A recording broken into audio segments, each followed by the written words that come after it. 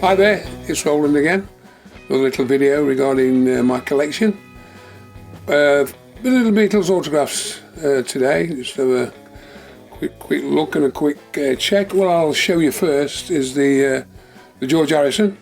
Nice little mounted frame there with the autograph in, and nice picture. George, that is probably around about a 65, 66 George. As with all the Beatles, they changed the style, and the George originally, no loops, just a G. Yeah, that's in the early Hamburg days. Then he went into a swoop, sort of a long autograph, and then as the years went by, the autograph got smaller, tighter, and more loops. So that is a really, 65, up to 63, it was just a G. They started putting the loops in, and then as it went on, the autographs got squozed together, and it was a very curly autograph, and a lot smaller. But that's the style of them all. They've all gone through different phases of changing the autograph, and the style which everybody does. Beatles really is the one everybody wants to know about, and there's so many fakes out there. You really have got to be careful. They originally what they used to do, go to the door, screaming kids, knocking on the door, autographs. Used to give all the autograph books to the whoever on the door lads. Went inside, and there was Mal Evans who used to sign a few, and a lot was done by the roadies, and Neil Aspinall was done.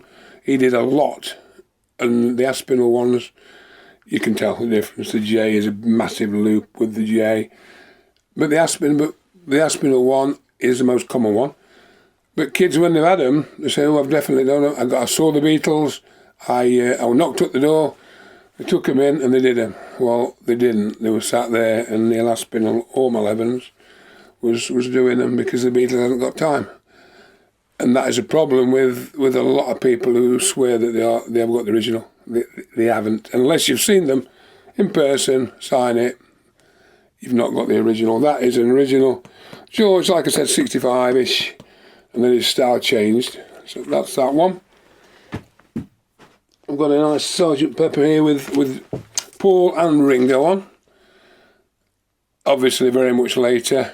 The Ringo, stopped doing the Ringo star, maybe 90s into noughties. Just put Ringo, that's all they put. A lot of these about.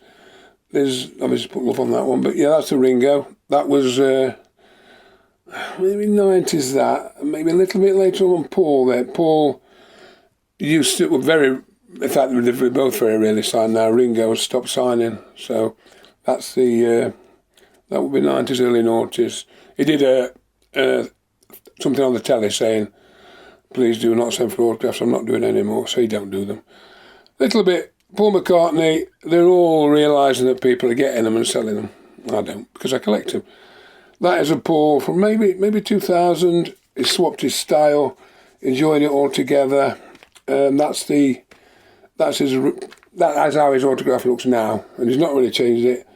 The early days, which I'll show in another video, I'll show you an early set, and then we'll do a comparison next time. But these are just for today, just a quick little video to keep us going. McCartney's nice, neat, felt tip. Like I say, early noughties. He's not quite signing so long now. The Paul and the McCartney seem to be closer together. So as with everybody, they're all change. But that at the moment is a nice one. Pepper, anything Sgt. Pepper signed. It's a pity John and George wasn't on that. That would be a biggie. We'll have a quick look at the record while we're here. Right, there's obviously that's the centre picture with all the Pepper suits on. That's nice. The record, first press with the yellow parlophone. They did repress, well, they've been repressing Beatles records forever. The yellow parlophone is a 60s version. It was actually made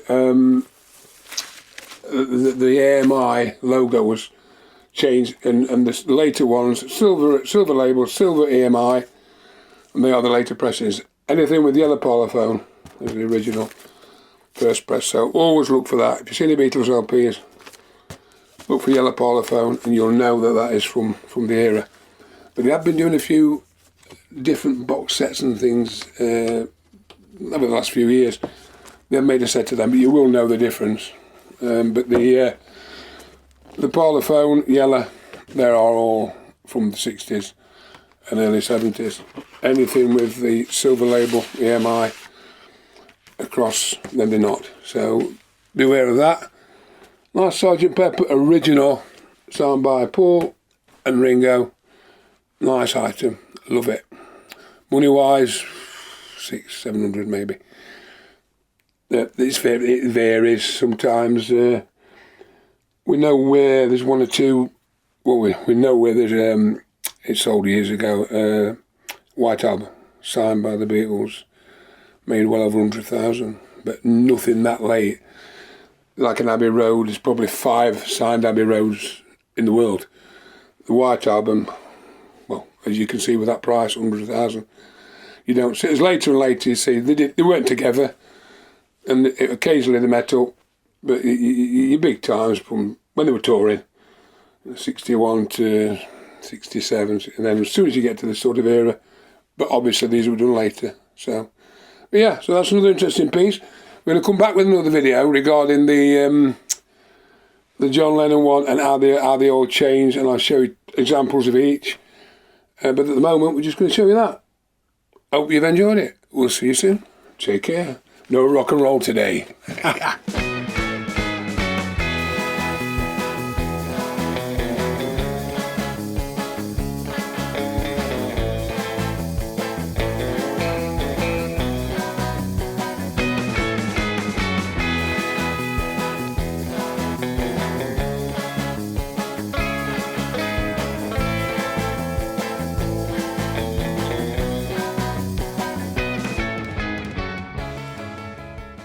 No tea this week, but there's a whole lot of shaking going on.